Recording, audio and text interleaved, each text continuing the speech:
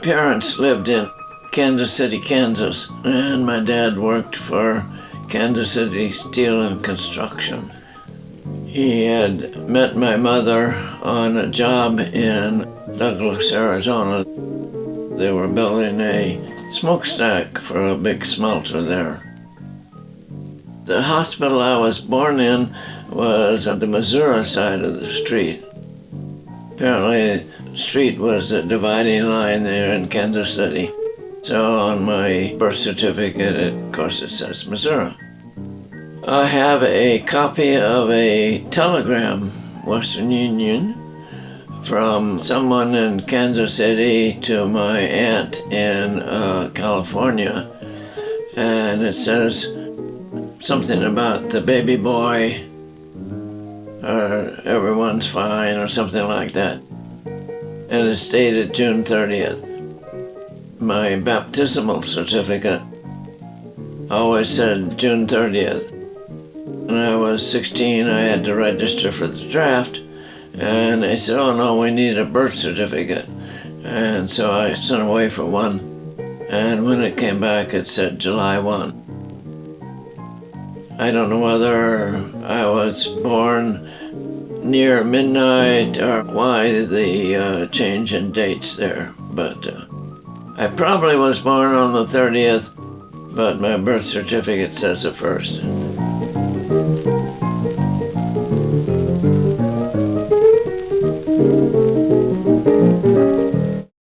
I was in between the two wars, so to speak. Port Arthur at the time, probably 35,000, something like that.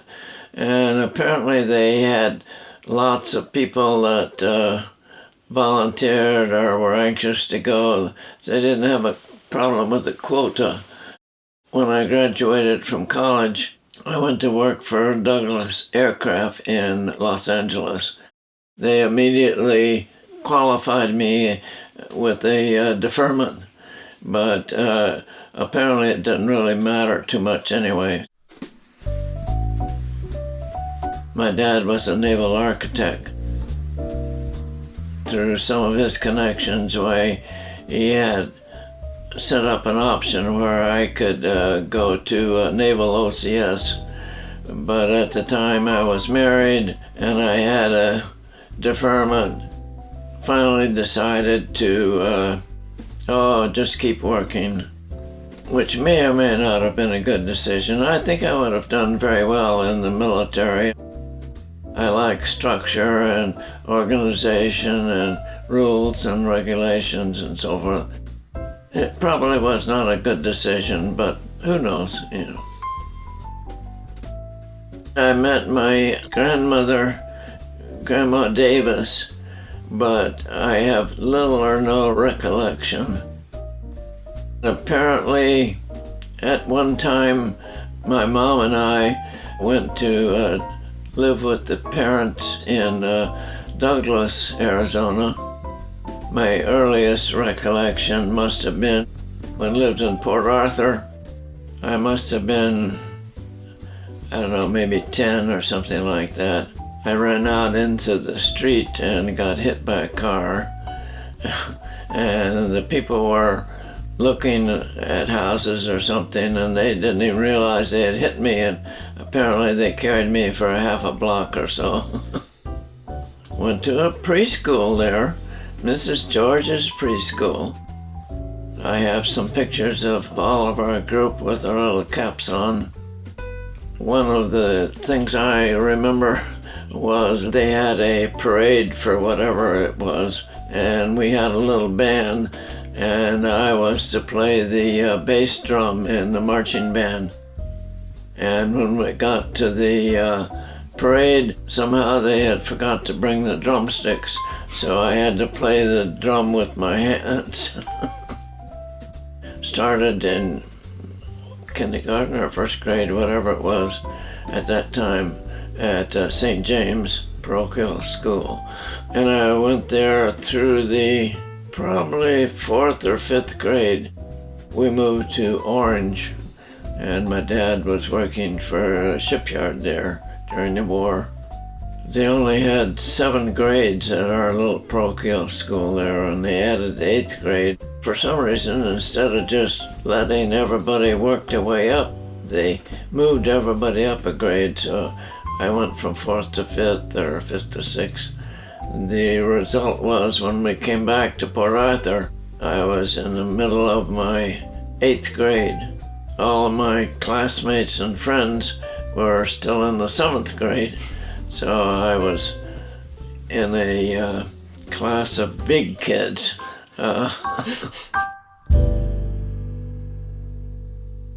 Well, I was very involved in the Boy Scouts. The Knights of Columbus sponsored a troop. We were very active. We went camping and we had field trips, and my mother was especially supportive in helping me to work on the badges and so forth. She even became a den mother so I could be a den chief. As a part of the Boy Scouts, our council there in Port Arthur had a summer camp, Camp Bill Stark. So I went there for a year or 2 with the troop, and then as I got older, I got a job on the staff there. I was the head of the commissary, or whatever you want to call, not commissary, snack bar.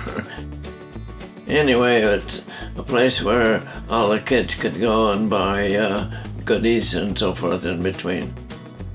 My first job with a business was I worked for a department store in downtown Port Arthur, and I made 50 cents an hour, no commissions. And that was my summer. I saved all my money, and at the end of the year I bought a wire recorder. It's like a tape recorder, except it was before they had tape. They had a roll of wire, and that was what the sound was recorded on. That was a big, big deal, and so I had a lot of fun with that. I worked in the men's department, and the regular salesman, I think there was a couple of men that worked there. They, of course, got a commission, and we didn't get any commission. So it was a big deal if you could help the customer to buy a pair of shoes or something like that, you know. We had a giant tie rack, and it must have had hundreds of ties on it. And people would come in and look at it, and they would browse and they would look, and they would spend a lot of time trying to pick out a tie and so forth. So the commission salesman didn't want to bother with them, you know. Oh, it takes too much time, you know. And so we were pretty much assigned to anyone that came in to look at the tie rack, you know. So I was helping a gentleman one time, and he finally found a couple of ties that he liked, and he said, "Well, do you have any suits?" I said, "Oh, sure." And so I walked him over to the big rack where they had all the suits, and the commission salesman, they were glaring at me. Oh my God, they were really, really upset. So I took care of this guy, and I treated him nicely and very professionally and so forth, and he ended up buying 2 suits, you know. Oh, I never heard the end of that one. I was really in trouble.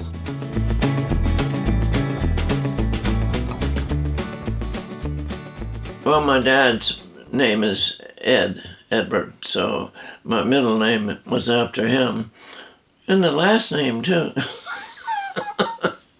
I'm not sure about the first name, where Terrence came from. Might have been someone way back in the family, I'm not sure.